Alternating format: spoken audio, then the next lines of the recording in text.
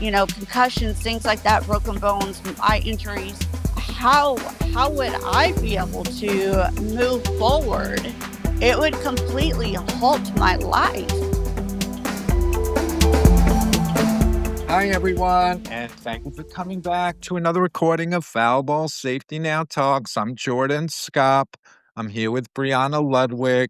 We're in the middle of May 2026 baseball season. Excited to bring on our guest host shortly, but I usually like to start off with how Foul Ball Safety Now started, try to include everything we've been in the middle of for the last 7 seasons, and news updates. So, basically, back in 2019, watching the morning news, I saw something very disturbing on TV.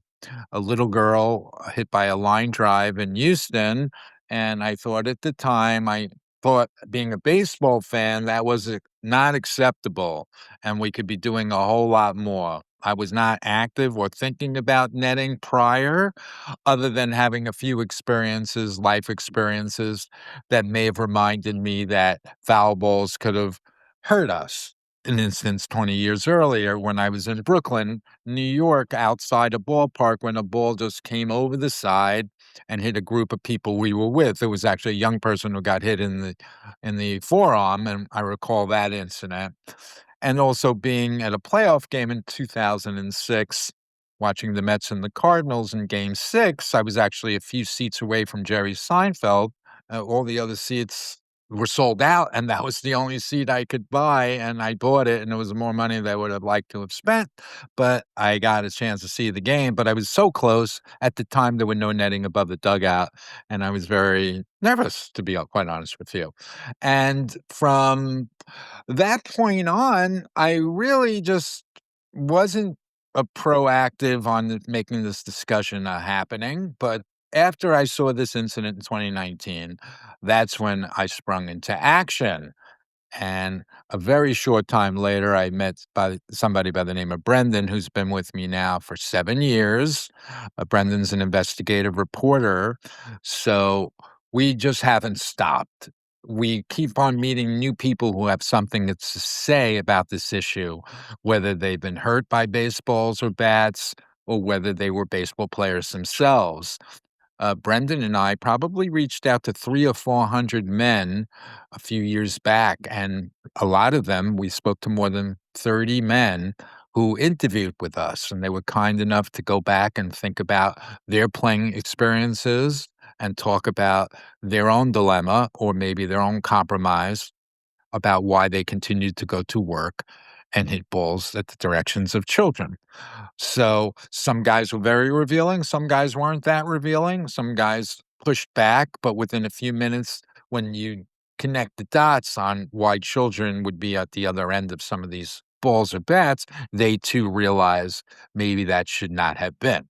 But what's done is done. We are in 2026, and unfortunately, I can't say that there's any solutions in sight, but I can say that people like our next guest are coming and contributing for putting context to this conversation.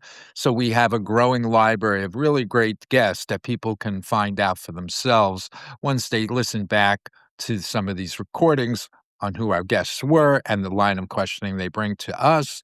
So it's an opportunity to keep the conversation going. And I think once we're all committed to the conversation, solutions will be very close by. And it's really just about architects, engineers, and designers wrapping their head around what's happening at a local ballpark and saying, hey, this is what needs to happen to prevent serious injuries, or this is what needs to happen to prevent people like my co-host Brianna and her 2-year-old from ever being seriously injured, because maybe there has to be a certain roadmap for them to park the car in some of these smaller places like Modesto, California, or Brooklyn, New York, where the balls are going over the sides and making contact with people. In Modesto, a woman unfortunately was struck in the head and she can't work. The lawyer called us when they were preparing for their case. So it's been great. Brianna's been with me for a year and a half, doing great research and communications, been part of the recording with myself, this continuum series that we're doing. And one other case, a lawyer found me, which was a terrible situation. A child was struck by a bat. You could see the video. It was an ESPN game, Major League Baseball. You see the bat coming into the stands. And unfortunately, you see the mother turn as the baby is with her. And uh, obviously, the baby experienced, from what we learned, serious bruises, apparent bruises, had to be taken to the hospital. Unfortunately, the team did not have the club doctor take them to the emergency room. They were left on their own, like many of us would be in the middle of the night at an emergency room. But there was no immediate accountability by the team, no immediate psychological comforting provided by the team to say, hey, what happened was horrible. And of course, we'll be with you every step of the way to make sure this baby has everything they need from specialists or other. And unfortunately, that was not the case. This attorney found me 7, 8 years later and said, help us prepare for the trial. And Brendan was actually retained by them for like 40 or 50 hours to help them prepare for Mm. their trial. And that case ended up being settled. And it was one of these cases that people don't know about in America. And we're producing our first book, which is clearly going to demonstrate all things about this experience. And I think most people that have never been affected by foul balls or bats will realize maybe that could have been them. We're all excited to keep it going and keep healthy aggression. Brianna, how are you today? Doing great, Jordan. Excited to dive into this topic with our guest host for the day. So, without further ado, I'd love to welcome influencer and model Key Road. Welcome, Key. Hello, how are you guys? Hey, Key, thank you so much for making the time and trying to learn more about this issue with us. So thank you. Oh, you're absolutely welcome. I would say, now, I never really put a lot of thought into all of the injuries and things like that we see on the news. News is just a feed we kind of go through, and a lot of people don't really pay close attention.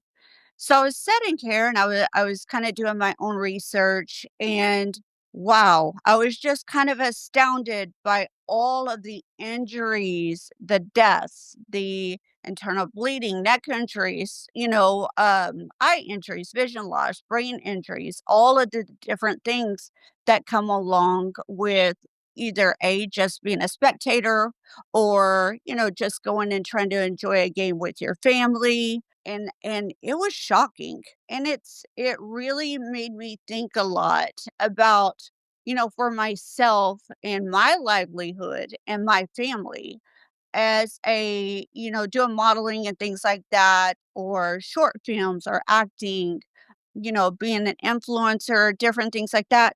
I thought, okay, in my situation, if I'm setting on the side and I get hit by a foul ball, a ball can leave a bat 100 miles per hour.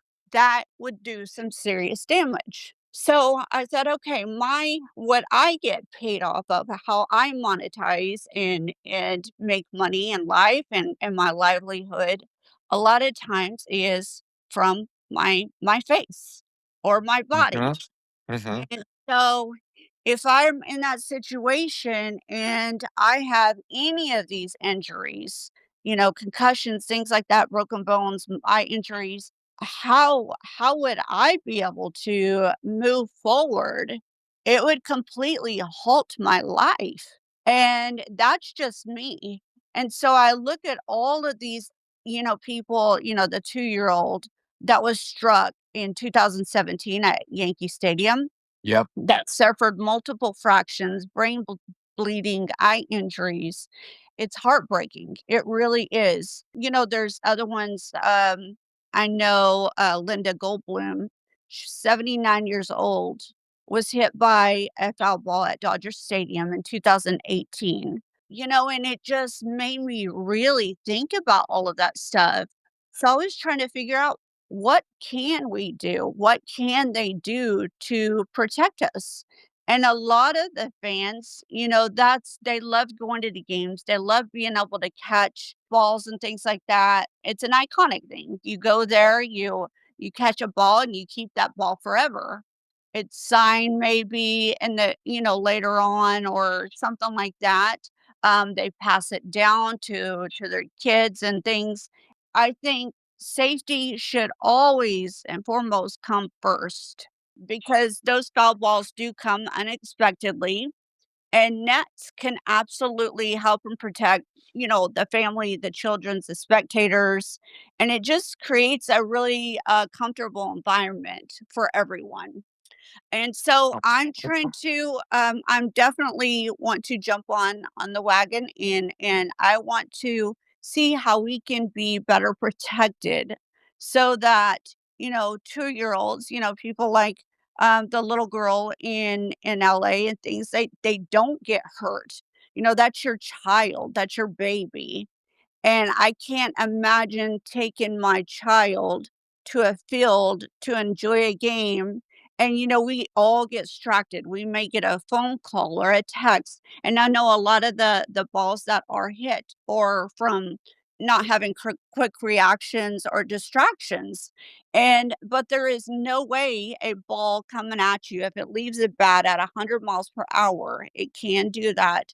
I'm not Matrix. I cannot Right, move exactly. that quickly. There is no way. Exactly, exactly. So So, regardless of what you're doing, whether you're having a tender moment with your loved one, even if you're working on your phone and not disturbing anyone, you should have a right to do that. Staring without blinking is not going to even save you. It did not save the umpire who last year, Hunter Wendelstedt, was unfortunately struck and he was out for the whole season. He was 100 feet away. He was from home to first 90 feet and a few feet behind, maybe 5 or 10 feet behind. So he got hit right in his head.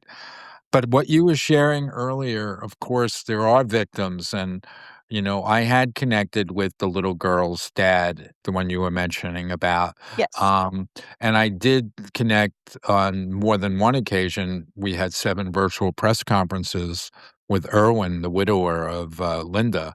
He's been very kind with us. He's in his 90s. I hope he's doing well. I haven't spoken with him in a few years. Uh, he's a wrestling coach, and his daughter, Jana Brody. So there's definitely names and people that are affected by it, whether it's the victim or their loved ones. And this is forever. And this continues. Just in the last 4 weeks, Brendan and I have interviewed 2 people we did not know about till one from a year ago and then one recent one. So we had 2 interviews. The one from a year ago was a woman who was hurt at Dodger Stadium, and as you were mentioning, going in public is a part of the way you make your living, your face, your appearance. Well, this particular person, Carol, she had to go to our high school reunion, and when we asked her, or I asked her, "How long after you were bruised did you have to go to the reunion?" And she said, high school reunion, she said it was about a month. So she had a lot of courage to show up and hadn't seen her buddies in 50 years. A lot of her buddies in 50 years. It was a 50th reunion.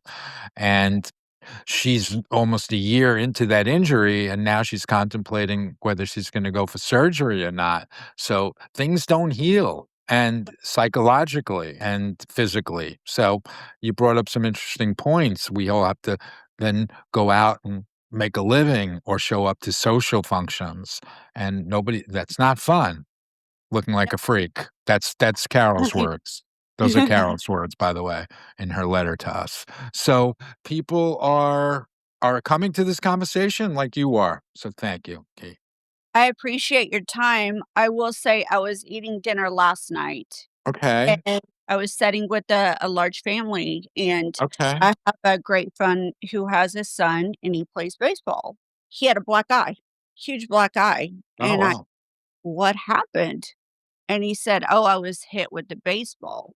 And so his mother showed me pictures, and I hadn't seen them in a couple weeks, but under his eye was a knot the size of a tennis ball, and just things like that, and if it had gone an inch up, it could have done some serious damage. And Uh-huh. that is, not a ball coming at you possibly 100 miles per hour. That's not by any means from a professional, MLB player. And Grown so men as opposed to teenagers or younger boys. Yeah. exactly, exactly. Still, it still makes a line drive is a line drive, whether it's going 40 miles an hour. 40 miles an hour is pretty fast when a car whizzes by on the road. You don't want to Oh, get hit by one of those balls. absolutely. And I was also reading, so the LA Times had put something out. There were 808 reported fan injuries from baseballs within 7 years, from 2012 to 2019, and that's an undercount. And I So just that wanna is clarify, huge. that was only 4 teams and 101 miscellaneous. Imagine if the other 26 participated. It was first aid contractors who work with the teams, and only 4 of the 30 MLB clubs participated. So Brendan and I have done math that if all of the other MLB clubs participated, the same report that you're about to share with us, there would have been more than 5,000 people that reported to first aid. It's My crazy. I understand going into a game, we're looking for fun, we want Mhm. face time, you're going there to eat your hot dogs and, all that great stuff. And it's a memory, it's a lifetime memory. But then I think about the ones who their lifetime memories are children who are injured or Yeah. didn't survive, or, the mothers who are blinded, or fathers, or, Right. you've got to live with that. That is another memory that is horrific. So I was trying to figure out how can they make it to where, it's safe for everyone, going Definitely. field, having a great time. What kind of nets? And I know we live in modern times, and Yes. I believe honestly that anything is possible. You can go in and They enjoy just flew to the dark side of the moon. I think somebody knows how to order mesh and install it the proper way. I don't know. so, I definitely think it needs to be done, and I think it can be done. And the one, I'm not sure how many people actually catch a foul ball during a game. I It's definitely a transition period, but everyone will go along with solutions. Why wouldn't they? absolutely We'll compensate for the supposed romance of the how it's been passed down on why you need to bring your glove to the game and to anticipate that prize of catching the foul ball. Once the proper education is presented, we'll come up with an alternative, and the 11-year-olds will be just as happy as they were the year before. We'll just give them a lot more $6 baseballs. Believe me, any promotion department and any team will come up with ways to keep the smiles. We absolutely. should have got to this many moons ago. And it's about committed to the conversation, addressing every field, because there's architects, engineers, and designers that would love nothing more than render something up at their kitchen table because they are associated with baseball, these architects, engineers, and designers. They'll have a footprint on what is now the next 150 years of baseball because the first 150 years of baseball and now is just not right. And we need to create a place where Brianna and her 2-year-old can come and park the car in places like Modesto or Brooklyn or a couple of hundred places where the balls are synonymous with the parking lots. Unacceptable. They get hit. People will be hit. She needs to know how to navigate inside the ballpark, where to sit, where to get up and have a snack with her baby. What a concept, Key. I think we can make that happen. I I think we really can. I really think we could. I don't know what's so crazy. adding net, and honestly, they could monitor Uh-huh. this, but if they added nets and Uh-huh. kind of counteract what actually they are spending on nets, they could get baseballs and It's not the money, but yes, of course they could. have a lot of the players sign them, and then you could sell them. Absolutely. Promotions will have a blast Yes. transitioning from the dark ages to the light ages. We just finally have to acknowledge the dark ages. And that's a difficult conversation to have. Now, the baseball players are sharing with Brendan and I from all of our interviews and even posts that I've had on places like Indeed or paying organizers to bring other baseball players, current players to meetings. I have off the record recordings with them. Or not recordings, off the record discussions with them. That's the whole idea. They don't want to be recorded because they're players. So we give them audio, Zoom, link, and I'll pay an organizer to get his 5 buddies together because I think they're tired. And some of the links on my website reflect that. I have something on the website that says a new baseball statistic, present traumatic stress disorder. Because Key, just in the last 4 months, I'm meeting all these current baseball guys or retired guys, and they're telling me things like when I swing the bat, I have anxiety, or when there's kids' nights, my feelings really spike because they've been indoctrinated into this playing culture. That's why I'm saying we've always been in a dark place. I call it the dark ages. But I think teams and their promotion idea people are told, hey, this is the way, this is the new reality. Engineers, architects, and designers are changing a lot of the current landscape, and we're going to come up with ways to compensate the kids. And they'll be like, within a day, Key, there'll be too many ideas within a day. Oh, absolutely. Absolutely. So we have to get on that commitment. And the more I learn from players and interviews that they're in conflict, they're human beings. They don't want to hurt other human beings, but they're forced or indoctrinated into the culture of silence. And yes, the people before them have not paved the way. When 20-year-olds are telling me they want to play the game free and clear, I have to say, yes, you're right. Key, I was really concentrating mostly on the major leagues and the other professional leagues up until a little over a year ago. But when a student from Queens College contacted me and said, hey, Jordan, Google Earth Queens College, and you'll see there's an elementary school right there. And we're worried our balls are going over the side and can connect with the students.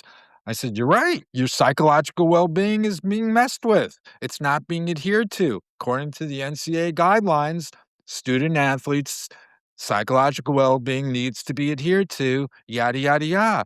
Well, 5 letters later, I finally got the NCAA on board, and I kind of told Queens College I wasn't singling them out because similar to the major league and the other fields, or at least the professional leagues where balls are clearly making it to the parking lot, it's that way at college too. Brianna and I, we did a simple search of 46 fields, D1, 2, and 3 schools, and they're dealing with it. And when somebody tells me from a college, oh, it's unspoken not to park there. Unspoken? Mm. Brianna or a visitor from out of town really knows. I bring up Brianna a lot because she does have a baby who's 2, and she knows a lot more than, most of us do because she's been working on this campaign. Brianna, you may want to elaborate. Yeah, I wanted to jump in anyway and say that I think the marketing and messaging is definitely worth. I feel that there's really a heavy hand on the family-friendly environment button and the different theme nights or the clips that they choose to show during the broadcast or maybe the discounted tickets, etcetera. There's different marketing tactics that are designed for bringing families into the ballpark. But I think most parents, if they were privy to the information, would be like, oh, somebody was concussed there. My child isn't sitting there. Someone was blinded in this section. No thanks. So if they're not going to fix the massive issue that they clearly have, then the least that can be done is making information available and accessible and stop pushing the family friendly agenda when you know the damage that's been done to so many families. And to Jordan's point, I do know way more than the average parent. And it is because I've been working on this campaign for so long, but why is that fair? Why am I granted the luxury of protecting my child with the information I have and the rest of the general public is not, through no fault of their own. Yeah. And I think it's something that people honestly do not really think about. You know, when you go to concerts or games or any of that, you're going to enjoy your time. You know, it may be a once a lifetime event to go to a, you know, a professionally MLB or NFL game or something like that. And so, you know, some people save up their entire lives for their family to go to one event. And so when you think about that, and then you have, you know, a family come in and they've gone to this one event one time, like the 79-year-old. You know, I'm not sure how many games she had gone to, but I They were partial season ticket holders, but at the okay, same time, they didn't expect what happened. correct. Nobody And they, gave them advance notice over the winter months about the prior year of how many balls came and the chances of, even near misses, you would be offended if you learned that 140 near misses were coming, but because it did hit the beer or the chair, and eventually it could hit a face, you would be like, "Why would I put my child in that situation 140 times over a season?" Maybe it wasn't the day they were there that they had the close call. I didn't mean to interrupt, but even when balls miss people, Key, nobody leaves. You may see a beer explode, but the people in that seat or that row, they'll just have a nervous laugh. Nobody goes home. But management knew those giggles, those nervous laughs could have resulted in maybe death. Mhm. Isn't that crazy? It is crazy. It is I crazy. know. I know. Something needs to be done, and people do need to be made aware, and Mhm. you all are doing is amazing. Where we're in the middle of season 7, and we're meeting great guests that are finding out more for themselves, which is the most important thing because everyone's free to now adopt all of this knowledge. We hope it's knowledge. We hope it's good information. And then they, locally in their zip code, could make appropriate sounds, appropriate noise, that kind of thing. Yes. So we're great. It's great that you're here with us. You're in Texas. We there weren't that many deaths that we know about, but there was a doctor's wife who unfortunately was hurt and died in San Angelo, Texas, at an independent game. And we know of 2 deaths at Dodger Stadium. But we don't know that many deaths, but we believe we have something on the website called the Less Than 1% Injured Club. I think it's worded that way. We're implying that, yes, it is less than 1% of the people that will ever be affected. But some of these, maybe even thousands, and I don't know how many, but we believe thousands have had life altering injuries. And that could be physical or psychological. And every year there's new entries, and everyone who enters into that club did not sign up for that. They have a right to know in advance what happens the year before and anticipation of what's happening this year. And unfortunately, people who are there to make sure that businesses are run properly, or whether it be oversight or regulation, have never been on the scene. And basically, back in 1913, those big fat cats of the day who were lawyers for those owners, they basically said, "Hey, we can hurt people moving forward because once we do, those people won't even be able to find an attorney." And today, in most states, it's very hard to find an attorney when somebody is seriously injured by a foul ball. The baseball rule, that's what they got in place back in 1913. It was almost like a padded protection, a shield that it would be a deterrent for any lawyer to take on the case because they wouldn't do 40, 50 hours worth of work and not even get their case heard. So that's why even today in most states, it's hard.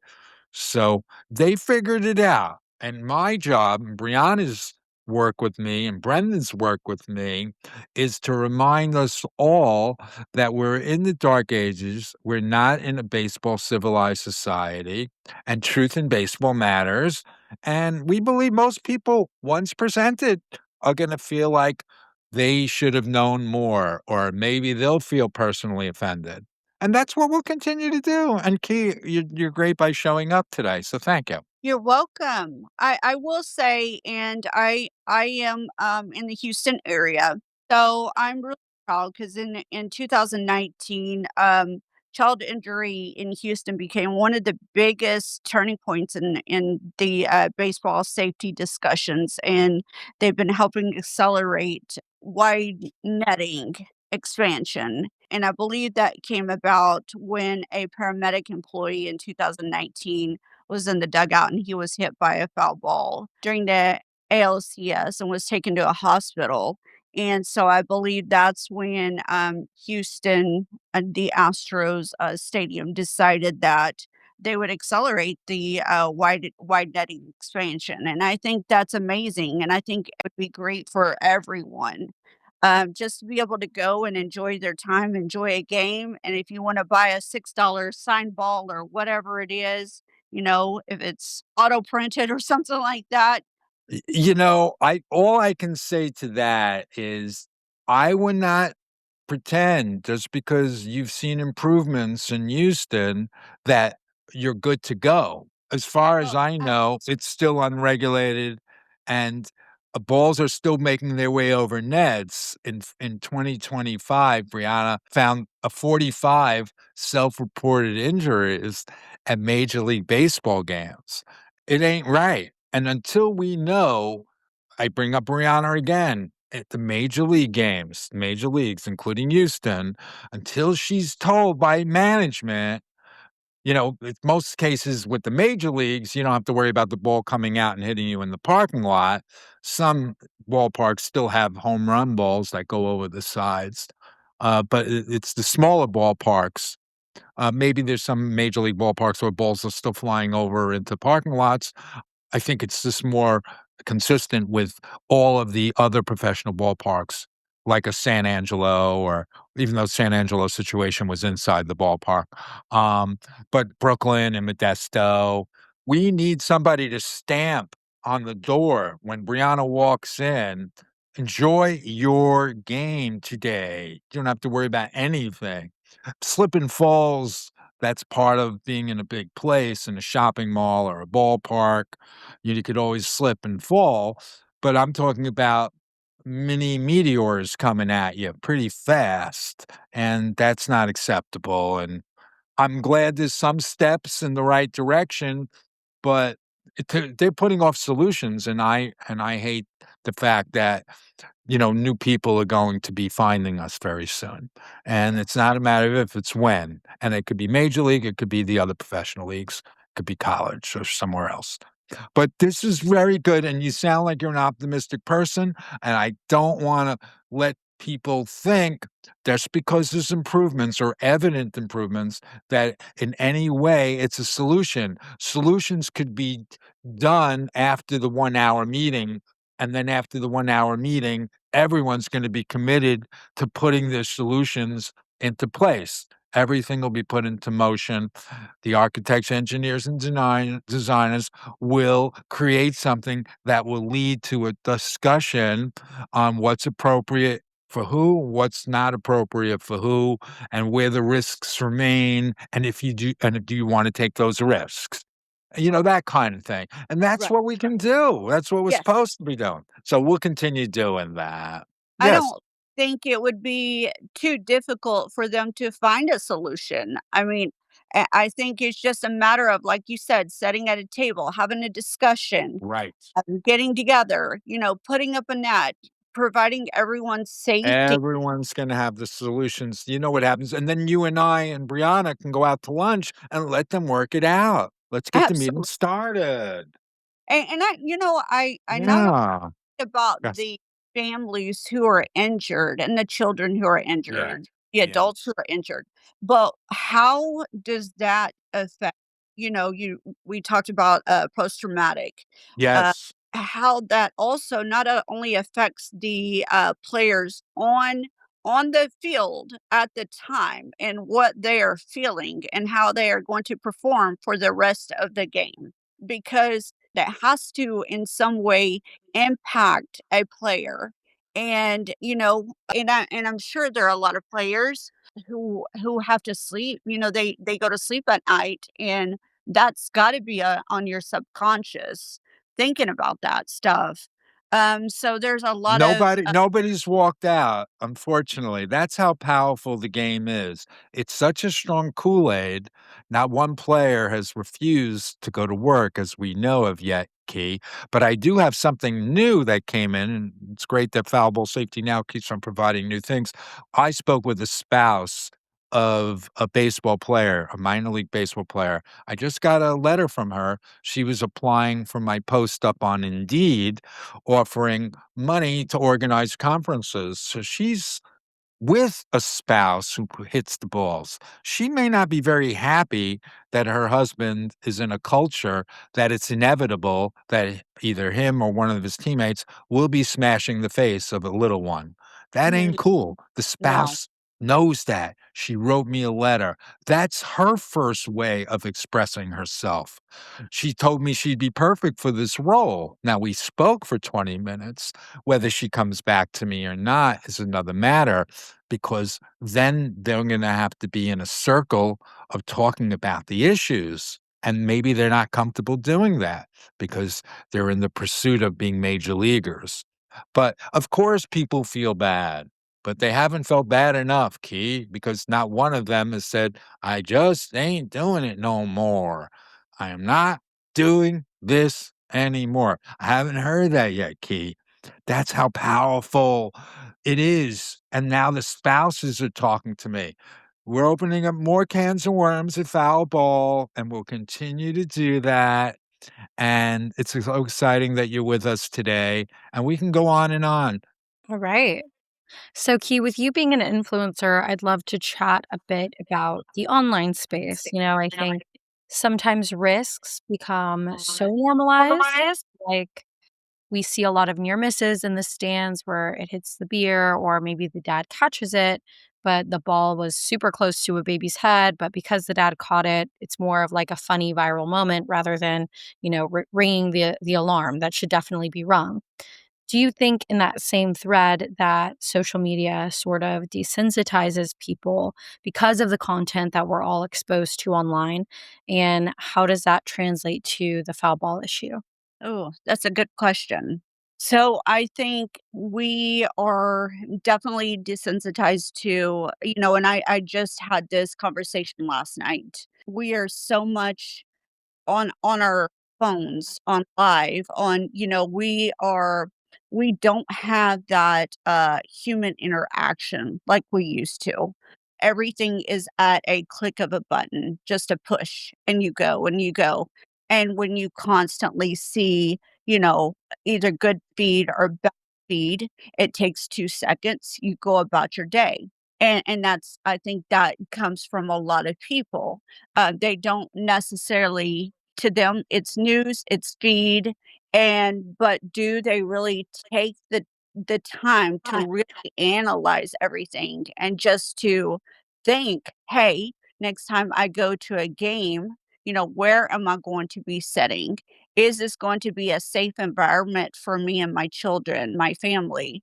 It definitely needs to happen, and I think people need to be made more aware of things, whether it be videos that have the actual content, and then whatever happens and how it affects their entire future going forward.